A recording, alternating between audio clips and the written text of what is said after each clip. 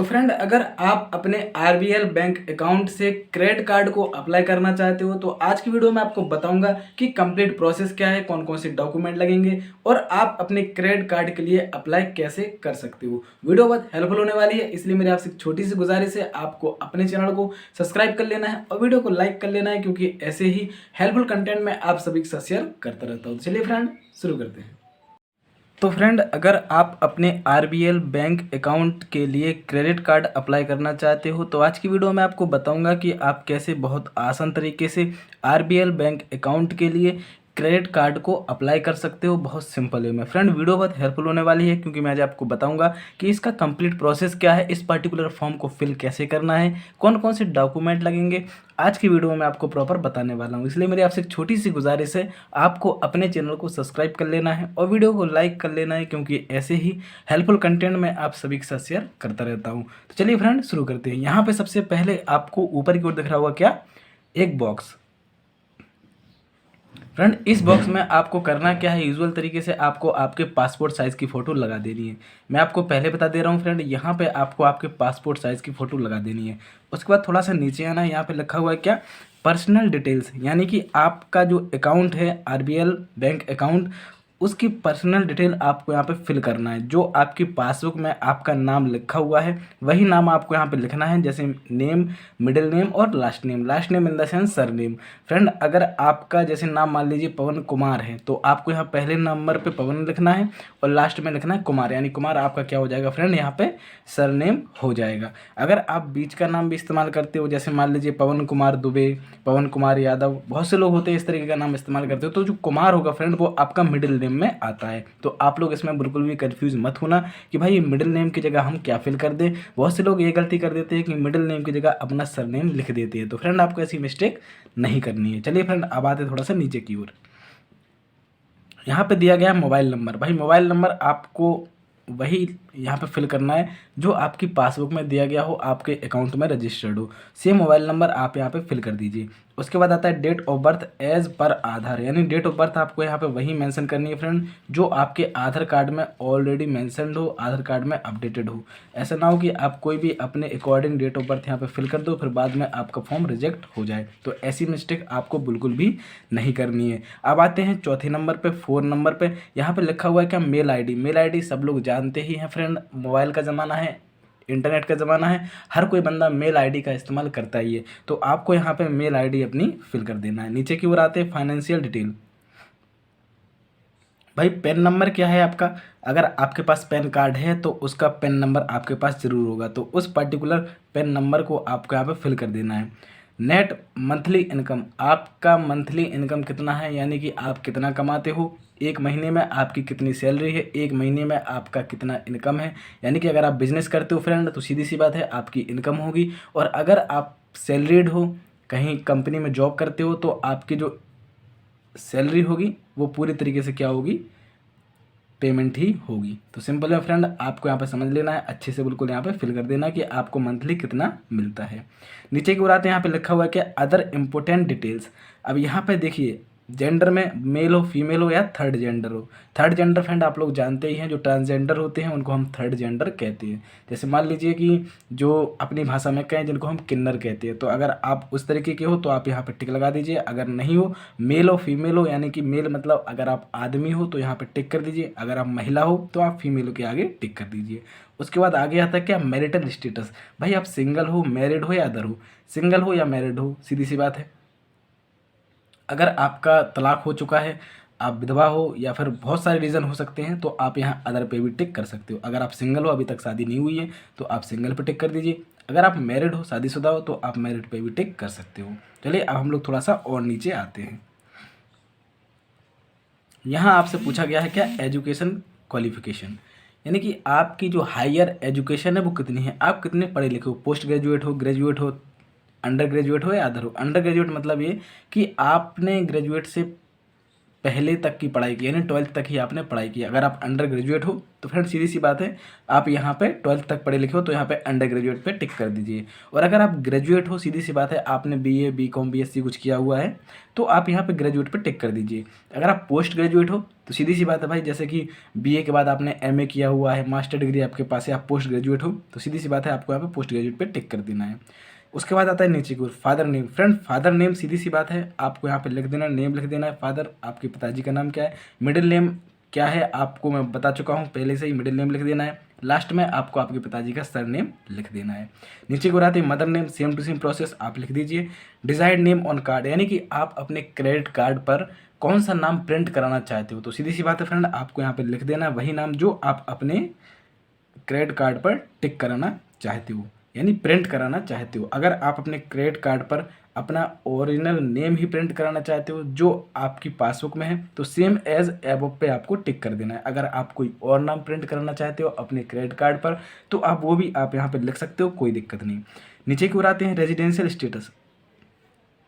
अब देखिए इसको समझते हैं, इसमें बहुत से लोग कंफ्यूज हो जाते हैं कि भाई इसका मतलब क्या होता है। रेजिडेंट इंडियन का मतलब होता है फ्रेंड कि आप लोकल इंडिया के ही रहने वाले हो, यानी कि आपका जो बचपन है, आपके दादा परदादा हैं वो इंडिया के ही हैं, इंडिया में ही जन्मे हैं, इंडिया में ही पले बड़े हैं, इंडिया के ही रहने वाले हैं, इंडिया में आपका खुद का घर है, खुद की प्रॉपर्टी है, तो आप रेजिडेंट ऑफ इंडिया पे टिक कर दीजिए।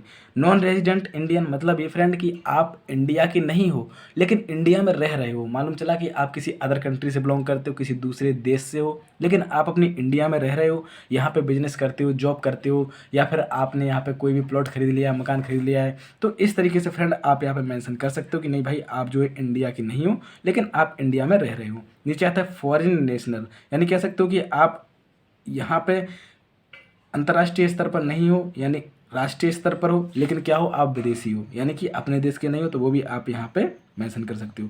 पर्सन ऑफ इंडियन ओरिजिन, यानी कि आप इंडिया के ही रहने वाले हो लेकिन आपका इंडिया से बाहर भी क्या होता रहता है, पलायन होता रहता है, आप आते जाते रहते हो, तो इस तरीके से आप वो भी यहाँ पे मेंशन कर सकते हो।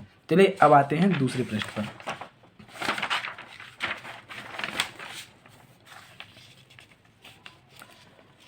तो फ्रेंड दूसरे पृष्ठ पर मैं आप लोगों से माफ़ी चाहूँगा कि थोड़ा सा प्रिंट में गड़बड़ हुआ है, फॉर्म में थोड़ा सा गड़बड़ हुआ है, इसलिए मैं आपको पहले बता देता हूँ, समझा देता हूँ अच्छे से। फ्रेंड देखिए, अगर आपका जो अकाउंट है RBL बैंक अकाउंट अगर किसी के साथ जॉइंट है तो यहाँ पे आपको दो डिटेल दी गई है, यानी दोनों का एड्रेस आपको फिल करने के लिए दिया गया है। तो यहाँ पे सबसे पहले तो आपको प्रॉपर वे में समझना है कि यहाँ फ्लोर नंबर, हाउस नंबर, आपको यहाँ पे आपका जो एड्रेस है वो फिल कर देना, एरिया लोकेलिटी कहाँ के रहने वाले हो, डिस्ट्रिक्ट कौन सा, जिला कौन सा है आपका, प्रॉपर वे में आप यहाँ पे सारा का सारा मेंशन कर दीजिए। जो भी है आप यहाँ पे कोई भी एक लैंडमार्क को मेंशन कर सकते हो भाई, जैसे कि कोई टेम्पल हुआ, कोई भी रोड हुआ, कोई भी स्टेशन हुआ, वो भी आप यहाँ पे मेंशन कर सकते हो।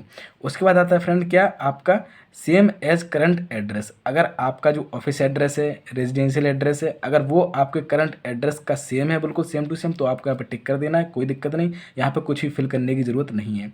अगर आपको ऐसा लगता है कि नहीं यार मेरा जो जॉइंट अकाउंट है जिसके साथ मेरा जुड़ा हुआ है वो भी सेम है, मेरे घर से ही है, तो फ्रेंड आपको परेशान नहीं होना है। फिर आपको यहाँ पे आपका जो एड्रेस है, प्रॉपर एड्रेस है, वो आपको यहाँ पे फिल कर देना है बहुत अच्छे तरीके से। आपका जो ऑफिस एड्रेस है और आपका जो कम्युनिकेशन एड्रेस है दोनों ही सेम है, तो आपको यहाँ पे आपका कम्युनिकेशन एड्रेस के बाद फ्रेंड क्या करना है, आपको यहाँ पे प्रॉपर वे में कह सकते हैं इंडिविजुअल एड्रेस भी आपको यहाँ पे फिल कर देना है। चलिए अब हम लोग आते हैं थोड़ा सा नीचे की ओर।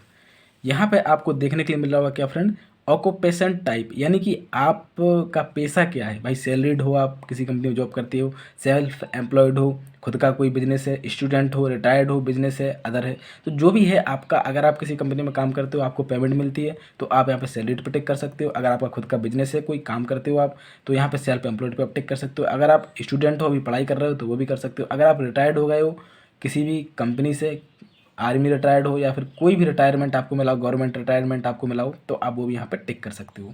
नीचे आते हैं क्या, एम्प्लॉयड टाइप। भाई आप अगर किसी कंपनी में एम्प्लॉय हो तो किस टाइप के हो, MNC कंपनी में हो, गवर्नमेंट में हो, पब्लिक सेक्टर में हो, यानी कि आपको है अदर पे हो, तो आप वो अपने अकॉर्डिंग यहाँ पे सिलेक्ट कर सकते हो। डेजिग्नेशन, भाई क्या उसका उद्देश्य है, आपकी कंपनी का क्या काम करती है, क्या आपका कह सकते हैं उसका प्रोडक्शन है, तो आप यहाँ वो भी मेंशन कर सकते हो।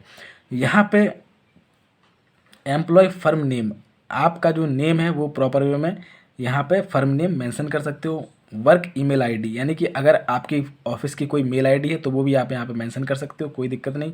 आप यहाँ पे आपकी ऑफिस एड्रेस भी मेंशन कर सकते हो प्रॉपर में, क्योंकि यहाँ पे दिया गया है क्या, फ्लोर दिया गया है, यहाँ पे हाउस दिया गया है, एरिया लोकेलिटी दी गई है, और यहाँ पे डिस्ट्रिक्ट भी यानी जिला दिया गया है, सिटी, स्टेट, पिन कोड, सारा डिटेल आपको यहाँ पे फिल कर देना है। चलिए अब हम लोग आते हैं दूसरे पेज पर।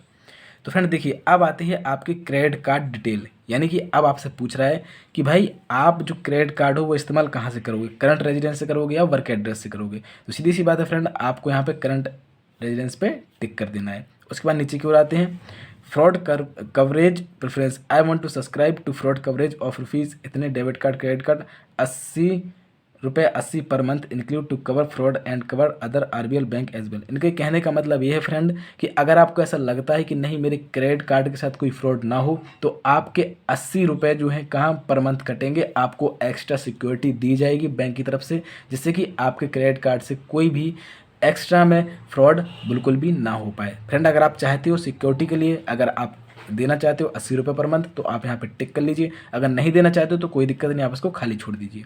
उसके बाद नीचे आते हैं क्या भाई, टैक्स रेजिडेंस डिक्लेरेशन, टैक्स अगर आप देना चाहते हो तो सीधी सी बात है या यस पे टिक कर दीजिए। अगर आपने अपना पैन कार्ड लगाया हुआ है तो आप यहाँ पे यस कर दीजिए। अगर नहीं टैक्स देना चाहते हो तो आप यहाँ पे नो कर दीजिए। कार्ड सेटिंग, भाई ऑनलाइन ट्रांजेक्शन करोगे आप, इंटरनेशनल ट्रांजेक्शन करोगे आप, जो भी करोगे आप उस पर टिक कर सकते हो। अब यहाँ नीचे आता है क्या, please read carefully before signing, sign से पहले आपको इसको अच्छे तरीके से पढ़ लेना है और समझ लेना है।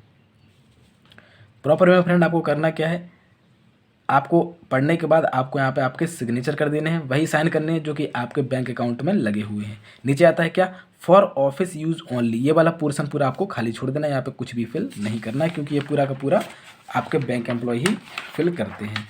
चलिए अब हम लोग आते हैं सबसे लास्ट वाले पेज पर। तो फ्रेंड लास्ट वाले पेज पर कुछ नहीं है, टर्म एंड कंडीशंस हैं, आपको अच्छे से पढ़ लेनी है, इनको समझ लेना है कि भाई आखिरकार इस बैंक की क्या टर्म एंड कंडीशंस है, क्या लिमिटेशंस है, क्या इसका काम करने का तरीका है, वो प्रॉपर वे में आपको इसको पढ़ लेना है और समझ लेना है। तो फ्रेंड मैं आशा करता हूँ कि आज की वीडियो आपको समझ में आ रही होगी, वीडियो अच्छी लग रही हो तो इसी बात पे आपको अपने चैनल को सब्सक्राइब कर लेना है। तो फ्रेंड अब ये बात और कर लेते हैं हम लोग कि आखिरकार इसमें डॉक्यूमेंट कौन कौन से लगेंगे। तो फ्रेंड डॉक्यूमेंट में आपको कुछ नहीं लगाना है, आपको आपके आधार कार्ड की फ़ोटोकॉपी लगा देनी है, एक पासबुक की फ़ोटोकॉपी लगा लेनी है, और तीनों को अटैच करके आपको आपके बैंक एम्प्लॉय को दे देना है। फ्रेंड आपका क्रेडिट कार्ड आपको मिल जाएगा 7 दिन के अंदर अंदर, आपको आपके एड्रेस पर पहुंच जाएगा। तो मैं आशा करता हूं कि आज की वीडियो आपको पसंद आई होगी, वीडियो अच्छी लगी हो तो चैनल सब्सक्राइब कर लीजिए और वीडियो को लाइक कर लीजिए, क्योंकि ऐसे ही हेल्पफुल कंटेंट मैं आप सभी के साथ शेयर करता रहता हूँ। मिलते हैं अगली वीडियो के साथ, तब तक के लिए ख्याल रखिए अपना, स्वस्थ रहिए, मस्त रहिए। Thank you so much.